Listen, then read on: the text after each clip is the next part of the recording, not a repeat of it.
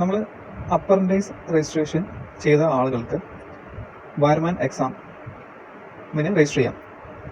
April മുതൽ എക്സാമിന് registration തുടങ്ങും. അപ്രന്റൈസ് രജിസ്ട്രേഷൻ കൂടാതെ THSLC, DHSLC സർട്ടിഫിക്കറ്റ് ഉള്ള ആളുകൾ, ഇലക്ട്രോണിക് ആൻഡ് കമ്മ്യൂണിക്കേഷൻ പഠിച്ച ആളുകൾക്ക് അപ്ലൈ ചെയ്യാം. അതുപോലെ 10 month സർട്ടിഫിക്കറ്റ് ഉള്ളവർ, electrical wireman and servicing course പഠിച്ച 10 month ഉള്ളവർക്ക് അപ്ലൈ ചെയ്യാം.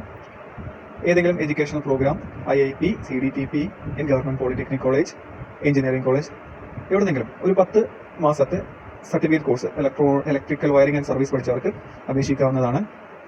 അതുപോലെ refrigeration and air conditioning, mechanical trade, electrical and electronics technology course BHSCയുടെ കീഴിൽ പഠിച്ചവർക്ക് അപേക്ഷിക്കാം. അതുപോലെ MRDA 2 years കോഴ്സ് BHSCയുടെ കീഴിൽ പഠിച്ചവർക്ക് അപേക്ഷിക്കാം. വയർമാൻ കോഴ്സ് സർട്ടിഫിക്കറ്റ് ഉള്ളവർക്ക് അപേക്ഷിക്കാം. ഇത്രയും ക്വാളിഫിക്കേഷൻ ഉള്ളവർക്ക് വയർമാൻ എക്സാമിന് അപേക്ഷിക്കാം. ഏപ്രിൽ മുതൽ അപേക്ഷ സ്റ്റാർട്ട് ചെയ്യും. താല്പര്യമുള്ളവർക്ക് ഹോംസ് ഇലക്ട്രിക്കലുമായി കോൺടാക്ട് ചെയ്യാവുന്നതാണ്.